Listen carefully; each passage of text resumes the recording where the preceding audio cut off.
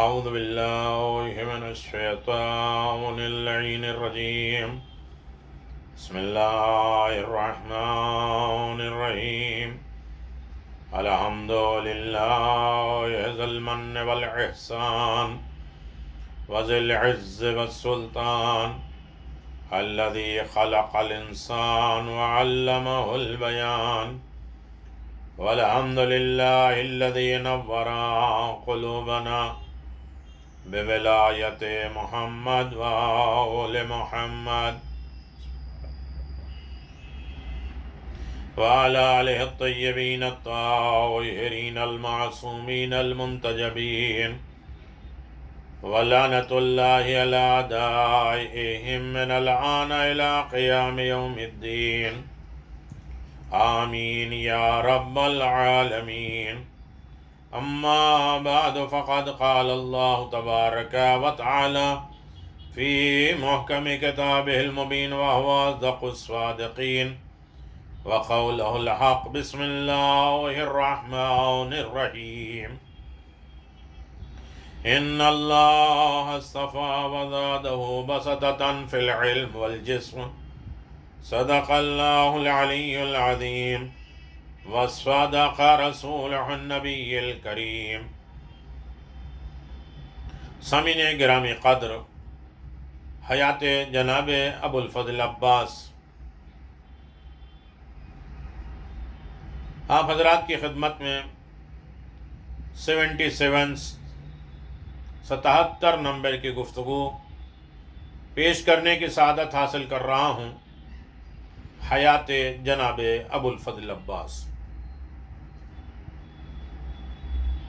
تمام گفتگو سنیں اور سلسلے وار گفتگو میں شامل ہو اور اپنی حاجات، اپنی دعا، معاشرہ، سوسائٹی، گھر گھرانہ سب باب الحوائج کے صدقے میں آباد و شاد فرما. بنی ہاشم کا چاند حسن و جمال میں پروردگار عالم کی طرف سے ایک انعام ہے جو بندے کو عطا کرتا ہے پروردگار.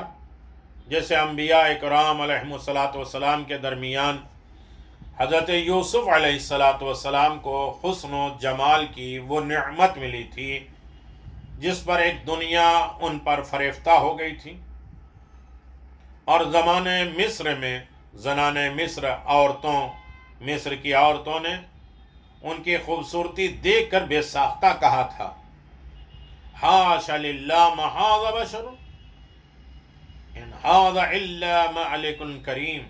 سبحان اللہ، یہ آدمی نہیں ہے، یہ تو کوئی معزز فرشتہ ہے. سورہ یوسف آیت نمبر 31. ان عورتوں نے بشریت کی نفی محض اس لیے کی کہ یہ بشر نہیں ہے، آدمی نہیں ہے. انہوں نے حسن و جمال کا ایک ایسا پیکر دیکھا جو انسانی شکل میں کبھی ان کی نظروں کے سامنے سے نہیں گزرا تھا. اس سے زیادہ خوبصورت یا اس طرح خوبصورت کبھی دیکھا ہی نہیں تھا. تو انہوں نے کہا کہ یہ انسان نہیں ہے، فرشتے. اور انہوں نے اسے فرشتہ اس لیے قرار دیا کہ عام انسان یہی سمجھتا ہے کہ وہ ذات اور صفت کے لحاظ سے ایسی شکل رکھتے ہیں جو انسانی شکل سے بالا ہیں. تفسیر حواشی مولا صلاح الدین یوسف. تاج شاہانہ ظاہری سے اس پر دشت طاری، وحشت طاری ہوئی جس سے خود فراموشی کی نوبت پہنچی، اپنے کو بھول گئے. ادنا بات یہ تھی کہ حضرت یوسف علیہ السلام اس قدر خوبصورت کہ جب سوار ہو کر چلتے تو چہرے کی نورانیت سے دیواریں روشن ہو جاتی تھی. تفسیر مولب الرحمن جلد نمبر 4. لیکن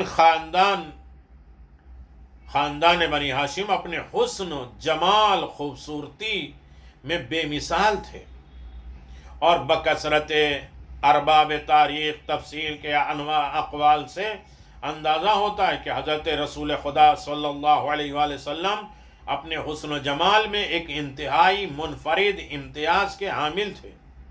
چنانچہ صاحب منہجۃ الصادقین لکھتے ہیں کہ صاحب سعید بِإِسْنَادِ الْخُرْدِ جابر ابن عبداللہ انصاری نقلا، حضرت رسول خدا صلی اللہ علیہ وسلم نے فرمایا، جبریل امین فرماتے ہیں صاحب وسیط نے اپنے سلسلہ سند میں حضرت رسول خدا صلی اللہ علیہ وسلم کے معروف صحابی جناب جابر عبداللہ انصاری سے روایت کیا، وہ کہتے ہیں کہ حضرت رسول خدا صلی اللہ علیہ وسلم نے فرمایا جبریل امین میرے پاس تشریف لائے اور فرمایا کہ خداوند عالم نے آپ کی خدمت میں سلام بھیجا ہے، اور یہ ارشاد فرمایا کہ اے میرے حبیب، میں نے آپ کے حسن و جمال کو نور عرش کے ذریعے مقرر فرمایا، جبکہ حضرت یوسف کو عرش کے نیچے کرسی ہے، اس کے لباس پہنایا جاتا ہے، اور اے محمد میں نے آپ سے بہتر کوئی مخلوق پیدا ہی نہیں کی۔ تفسیر کبیر منجو صادقین جلد نمبر 5 صفحہ نمبر 38 اور صرف صاحب تفسیر کبیر پر ہی منحصر نہیں ہے، عالم اسلام کے بیشتر ارباب تاریخ سیرت نے اس بات کی تصریح کی ہے کہ حضور اکرم حسن و جمال میں سب سے منفرد اور ممتاز حیثیت کے حامل تھے۔ اسی طرح خاندان کے دیگر حضرات بھی صاحب حسن و جمال تھے۔ حضرت عبداللہ جن کے چہرے کی تابانی کی وجہ سے ان کا لقب شبیہ الحمد قرار پایا، جناب ہاشم جس راستے سے گزرتے تھے وہاں کے لوگ ان کے چہرے کو دیکھتے رہتے تھے۔ جناب عبداللہ والد پیغمبر اسلام جو حسن و جمال میں حضرت یوسف سے مشابہ کہے جاتے تھے، اسی طرح جناب ابو طالب حضرت امیر المؤمنین علی ابن ابی طالب علیہ السلام اپنے زمانے کے انتہائی خوبصورت افراد میں تھے۔ حضرت عباس علمدار علیہ السلام کے حسن و جمال کا یہ عالم تھا کہ آپ کو قمر بن ہاشم ہاشمی خاندان کا چاند کہا جاتا تھا، جبکہ اس خاندان کے بارے میں دنیا بھر کے مورخین کی کتابیں میں تصریح ہے۔ روئے زمین پر حسن و جمال کے اعتبار سے سب سے ممتاز خاندان بنی ہاشم کا ہے، گویا دنیا بھر کے خاندان کے درمیان جو خاندان مہر و ماں، چاند، روشن کی حیثیت رکھتا ہے وہ بنی ہاشم، اور خاندان میں جس فرد کو اس کے بے مثال حسن و جمال کی وجہ سے چاند کہا جاتا ہے وہ حضرت عباس علمدار علیہ السلام کی ذات والا صفات ہے۔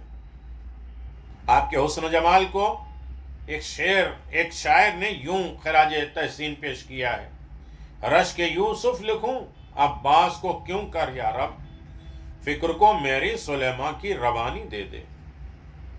عالم اسلام کی بلند مرتبہ محدث جن کی کتاب منتہی الاعمال کو نہ صرف طلب علوم دینیہ کے درمیان مقبولیت حاصل ہے بلکہ دنیا بھر کے صاحبان فکر و دانش کے نزدیک حضرات ائمہ علیہم السلام کے حالات زندگی پر مشتمل اس کتاب کو ایک سند کی حیثیت حاصل ہے۔ شیخ عباس قمی علیہ الرحمہ نے آپ کے حسن و جمال کے تذکرے کے ساتھ ساتھ یہ بھی لکھا ہے کہ آپ ایسے بلند و بالا قد آور تھے کہ اعلیٰ نسب کے بلند قامت گھوڑے پر سوار ہوتے تھے تب بھی آپ کے پائے مبارک زمین پر خط دیے ہوئے جاتے تھے۔ اس بات کو بالفاظ دیگر یوں بھی کہا جا سکتا ہے کہ جب آپ کسی بلند و بالا سواری پر محض سوار ہوتے تھے تب بھی زمین آپ کے پاؤں کو بوسہ لیا کرتی تھی۔ یہ ہے شخصیت جناب ابو الفضل عباس کی۔ بقول شاعر صورت پہ جس کے حسن و دو عالم نثار ہے، جو گلشن وفا کا گلے قند بہار ہے، ہاشم کے خاندان کا جو افتخار ہے، اسلام کے اصول کا آئینہ دار ہے، ملت کو جو صراط مودت بنا گیا، جذبہ خلوص درد کا دل میں جلا گیا۔ گہوار جنبانی، تاریخ اعتبار سے یہ بات مشہور ہے کہ ملائکہ مقربین، جوانان جنت کے سردار حضرت امام حسن امام حسین علیہ الصلاۃ والسلام کی گہوارے کو جھلایا کرتے تھے، اور جناب سیدہ اگر کسی وقت آرام فرما رہی ہوتی تھیں تو پروردگار کے مقرب فرشتے ان کی چکی پیستے تھے۔ چنانچہ حسن بصری اور ابن اسحاق کی روایت ہے، میمونہ بیان کرتی ہیں کہ وجدت فاطمہ، حضرت فاطمہ زہرا آرام کر رہی ہیں، چکی چل رہی ہے۔ میں نے یہ واقعہ حضرت رسول خدا کے سامنے بیان کیا تو آپ نے فرمایا کہ خداوند عالم میری بیٹی کی ناتوانی سے باخبر ہے، اس نے وحی کے ذریعے سے بچی کو حکم دیا اور وہ چلتی ہے، چکی چل رہی ہے۔ البتہ جناب ابو ذر نے اس واقعے کو یوں بیان کیا ہے کہ میں حضرت علی ابن ابی طالب علیہ السلام کے گھر گیا، آپ کو آواز دی تو کوئی جواب نہیں آیا، البتہ چکی کی آواز آئی۔ مجھے تعجب ہوا کہ وہاں کوئی بھی موجود نہیں ہے اور چکی چل رہی ہے۔ میں نے یہ واقعہ حضرت رسول خدا صلی اللہ علیہ وسلم سے عرض کیا تو حضرت علی ابن ابی طالب کے گھر میں نے حیرت انگیز بات دیکھی کہ چکی تو چل رہی ہے مگر وہاں کوئی موجود نہیں ہے۔ یہ سن کر حضرت صلی اللہ علیہ وسلم نے فرمایا ان ابنتی فاطمہ مضى اللہ قلبہا، میری بیٹی فاطمہ زہرا کے قلب، دل، جوارے کو خداوند عالم نے ایمان و یقین سے مالا مال کر دیا، اور وہ میری بیٹی کی ناتوانی کو بھی جانتا ہے اور ہمیشہ ان کی مدد کرتا ہے اور اتمام معاملات میں ان کی کفایت بھی کرتا ہے۔ کیا تم نہیں جانتے کہ خداوند عالم کے کچھ فرشتوں پر یہ ذمہ داری رکھی گئی ہے کہ وہ آل محمد کے کاموں میں ان کی مدد کریں، تعاون کریں۔ حوالہ ملاحظہ فرمائیں کتاب الخوارج راوندی۔ صاحبان فکر و نظر اس جگہ قمر بن ہاشم تاجدار وفا حضرت ابو الفضل عباس علیہ السلام کے مرتبے کا اندازہ کریں تو خداوند عالم کے مقرب فرشتوں نے جن شہزادوں کے گہوارے جنبانی اور وہ جوانان جنت کے سردار امام حسن اور حضرت امام حسین علیہم السلام کی منزل وفا کا اندازہ لگائیں، اور جوانان جنت کے سرداروں حضرت امام حسن اور امام حسین نے جس کی گہوارہ جنبانی کی ہے، گہوارہ ہلایا ہے، گہوارہ چلایا ہے، کہ وہ علمدار حسینی اور تاجدار وفا حضرت عباس کی ذات گرامی ہے۔ شاعر نے کیا خوب کہا ہے، مظہر شاہ لافتہ عباس، زور بازو مرتضی عباس، کعبہ دل کا مدعا عباس، یعنی حیدر کی دعا عباس، جس میں خیبر کشا کا جلوہ ہے، وہ شجاعت کا آئینہ عباس۔ جناب ابو الفضل عباس، مختصر لفظوں میں گزارش ہو رہی ہے، آپ کے القابات حضرت عباس علمدار کی حیات طیبہ اور ان کی جلیل القدر و خدمات کا تذکرہ ہمارے ائمہ معصومین علیہم السلام نے متعدد اور مقامات پر کیا ہے، اور متعدد معصومین نے آپ کو نہایت شاندار الفاظ میں خراج تحسین پیش کیا ہے، جس کا تذکرہ ہم اس مستقل باب میں کریں گے۔ البتہ مختلف زبانوں اور زیارتوں اور دیگر مقاتل میں آپ کے جو گراں قدر القاب بیان کیے گئے ہیں، جن میں سے ہر لقب ایسا ہے کہ جس کے اگر دیگر احادیث معصومین کی روشنی میں تشریح کی جائے تو یہ بات بہت طولانی ہو جائے گی، اس لیے ہم اختصار کو پیش نظر رکھتے ہوئے اس جگہ آپ کے چند القابات کو ذکر کرنے کی سعادت حاصل کر رہے ہیں۔ رئیس شجعان، معروف مورخ علامہ سپہر کاشانی، جن کی تالیف کردہ کتاب تاریخ کو فارسی زبان میں لکھی جانے والی تواریخ میں ایک امتیازی حیثیت حاصل ہے، وہ تحریر فرماتے ہیں کہ کان رئیس الشجعان آپ تمام صاحب شجاعت کے سید و سردار ہیں. ناسخ التواریخ میں آپ دیکھیں. اور یہ بات تو آپ کے اس میں گرامی سے بھی ہے، ظاہر ہے، کیونکہ عباس کے معنی ہے شیر کے، جیسا کہ ارباب لغت نے تصریح کی ہے. سید الارسلان تحفہ حسینیہ کے جلیل القدر مؤلف نے لکھا ہے، کان سید الفرسان یرکب الفرس متعمد رجلاہ یخفو فی العرض. آپ تمام شہ سواروں کے سید و سردار ہیں. 2 رکاب بلند والا گھوڑے پر سوار ہو کر چلتے تھے، تب بھی آپ کے پاؤں مبارک زمین پر خط کھینچتے تھے. تحفہ حسینیہ، جیسے کہ اس کا تذکرہ محدث خبیر حضرت شیخ عبدالعباس قمی علیہ الرحمہ نے اپنی مشہور کتاب تالیف منتہی الاعمال میں بھی کیا ہے کہ لفظ مطعم کے بارے میں ارباب نعمت نے لکھا ہے کہ مکمل خوشنما اسی سے ہے، اور متحمم یعنی خوبصورت گھوڑا، یعنی ارباب قلم نے اس کی تشریح 2 رکاب گھوڑے سے بھی کی ہے. افضل الشہداء صاحب معالم الزلفی نے لکھا ہے کہ روز عاشور جب امام عالی مقام کے تمام آوان و انصار کے درجہ شہادت پر فائز ہونے کے بعد قمر بنی ہاشم علمدار لشکر حسینی حضرت عباس علیہ السلام بھی درجہ شہادت پر فائز ہوئے، اور امام افتان و خضران ان کے لاش کے پاس پہنچے. بھائی کے سر کو اپنے دانوں پہ رکھا اور عباس نے اس دار فانی سے موڑ لیا. تو امام حسین علیہ السلام نے جناب عباس کا جو مرثیہ پڑھا اس میں یہ بھی فرمایا، یا افضل الشہداء یا ابن المرتضی صلی علیک اللہ کل عام. اے شہید ہونے والوں میں سب سے افضل، اے حضرت علی مرتضیٰ کے فرزند، خدا بند عالم ہر آن آپ پر رحمت نازل فرمائے. معالم زلفی صفحہ 36. امام علی مقام تاجدار وفا کے قربت ملاحظہ فرمائے. وہ سید الشہداء ہیں تو یہ افضل الشہداء.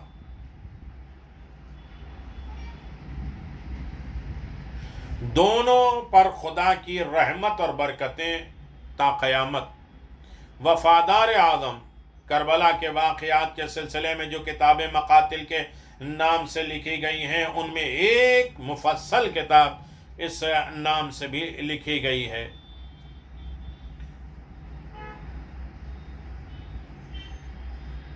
ما تبین من مقتل حسین، اس کی گرامی مرتبت مؤلف نے لکھا ہے، کان عدنا و ابرو من اہل بیت الحسین. آپ امام حسین علیہ السلام کے اہل بیت کے لیے سب سے زیادہ وفادار اور سب سے زیادہ نیکی کرنے والے. ملاحظہ فرمائیں، اردو شاعر نے سچ کہا ہے کہ عباس کی وفا کوئی پوچھے حسین سے. سقائے حرم حضرت امام حسین علیہ السلام نے جس دن سے کربلا کی سرزمین پہ قدم رکھا، خیموں کی نصب کرنا، خیمے لگانا، بچوں کی حفاظت، ساتھیوں کی خبرداری اور حضرت عباس کے اہم مشاغل، ان کے اہم کام تھے. اگرچہ حسب ضرورت امام عالی مقام نے اپنے دوسرے ساتھیوں کو بھی فرات سے پانی لانے کے لیے بھیجا، لیکن 4 محرم کو جب فرات کے کنارے پہرے بٹھا دیے گئے تو یہ جناب عباس علمدار ہی کی شجاعت تھی، اور جس کے سامنے یزیدی افواج ٹھہرنے کے حوصلہ نہیں رکھتی تھی، اور آپ پوری جواں مردی کے ساتھ پانی لانے کے فریضے کو انجام دیتے رہے.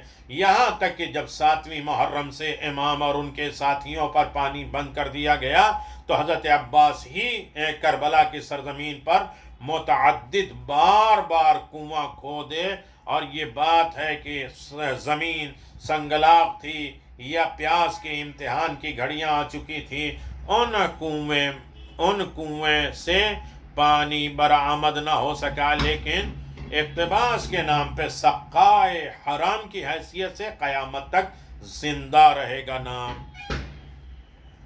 قصیر البطش، علامہ قنطوری علیہ الرحمہ واقعات کربلا پر نہایت شرح ہے اور بسط کے ساتھ قلم اٹھایا، اور وہ حضرت عباس علمدار کا تذکرہ کرتے ہوئے تحریر فرماتے ہیں ان العباس کثیر البطش وقوی النعمہ۔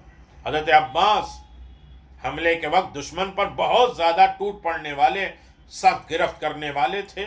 کوئی ان کے ساتھ اور ان کے بھائی کے ساتھ بے ادبی کرے تو اسے چھوڑتے نہیں تھے، بلکہ اس سے بدلہ ضرور لیتے تھے اور ان کی گستاخی کا اسے مزہ ضرور چکھا دیتے تھے۔ ان الفاظ کی اہمیت کا اندازہ اس بات سے بخوبی لگایا جا سکتا ہے کہ پروردگار عالم نے قرآن مجید میں اس لفظ کو اپنی گرفت کے لیے استعمال کیا ہے۔ ارشاد خدا ہے ان البطش ربک لشدید، یقیناً تمہارے پروردگار کی گرفت بہت مضبوط ہے، سخت ہے۔ سورہ بقرہ۔ جب وہ اپنے فرشتوں کی گرفت کرنا چاہے تو ان کے رسولوں کی تکذیب کرتے ہیں اور اس کے احکام کی مخالفت کرتے ہیں، سرکشی کے راہ اختیار کرتے ہیں، تو پھر ان کی گرفت سے ان لوگوں کو کوئی بچا نہیں سکتا، جیسا کہ ماضی کے اقوال کے عذاب سے نمایاں ہے۔ مبشر الشجاع، علامہ قنطوری نے آپ کے ایک لقب بھی اپنے مذکورہ بالا تالیف میں ذکر کیا ہے، چنانچہ انہوں نے تحریر فرمایا اِنَّا مُبَشَّرُ بِالشُّجَاعِ وَقَبْلَ مِیلَادِ لَمْ یَکُنْ أَحَدٌ مِّن شُہَدَاءِ الَّذِی، آپ کی ولادت سے پہلے قبل ہی آپ کی شہادت اور دلیری کی بشارت دی گئی، اور وہ شہدائے راہ خدا جنہوں نے کربلا کے واقعے میں جام شہادت نوش فرمایا، ان میں سے حضرت عباس علمدار کے علاوہ کوئی بھی اس درجہ پر فائز نہیں ہوا، معتین فی مقتل الحسین۔ اور یہ بات تو تاریخی طور پہ ثابت ہے کہ جناب امیر المؤمنین نے جناب ام البنین سے شادی کی، اس لیے تھی کہ ان کے ذریعے خداوند عالم کو آپ کو بہادر فرزند عطا فرمائے۔ عبید الحسین، جیسا کہ ارباب ولا اس حقیقت سے بالکل واقف ہیں کہ حضرت عباس علمدار اگرچہ حضرت امام حسین علیہ السلام کے بھائی تھے، مگر خود کو ہمیشہ امام کا غلام سمجھا اور فرماتے تھے انا عبد من عبید الحسین، میں حسین کا غلام ہوں۔ یہ لفظ آپ کے کمال اطاعت اور فرمان برادری کی نشاندہی کرتا ہے، کیونکہ لفظ عبودیت لغوی اعتبار سے، ڈکشنری اعتبار سے بھی فرمانداری اور اطاعت کے معنی سمجھے جاتے، وضع کیے جاتے ہیں۔ اس لفظ میں جہاں کمال تواضع اور انکساری نمایاں ہے، وہاں حقیقت واضح ہوتی ہے کہ اس ذات والا صفات کے نفسانی بلندی کا کوئی اندازہ کر سکتا ہے جو بھائی ہوتے ہوئے خود کو غلام جیسی اطاعت گزار اور فرما بردار قرار دے۔ یہ کمال صرف جناب ابوالفضل عباس کا تھا، اور جناب عباس میں یہ کمال احسن طریقے سے موجود تھا کہ آپ بھائی ہوتے ہوئے بھی امام حسین کو اپنا آقا کہتے تھے، خود اپنے آپ کو غلام تصور کرتے تھے، اور ہر مارکے ہر جگہ پہ آپ کی خدمت کے لیے ہمیشہ تیار رہا کرتے تھے۔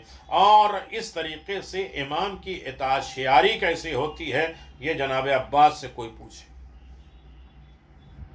اور اس طریقے سے اپنی جان کو، اپنے بھائیوں کو، اپنی اولاد کو راہ دین پر امام حسین کی مدد نصرت کے لیے قربان کر دیں۔ صلی اللہ علی نبی الکریم وعلی آلہ الطیبین الطاہرین المعصومین المنتجبین۔ ملاحظہ فرماتے رہیے، حیات جناب ابوالفضل عباس آپ حضرات کی خدمت میں پیش کرنے کی سعادت حاصل کی جا رہی ہے۔ یا کاشف الکرب من وجه الحسین اکشف کربی و کرب المؤمنین بحق اخیک الحسین علیہ السلام۔ اللہم عجل ولی اغلب۔ پروردگار تمام مومنین کے حاجات کو بارگاہ رب العزت میں قبول و مقبول فرما۔ آمین یا رب العالمین۔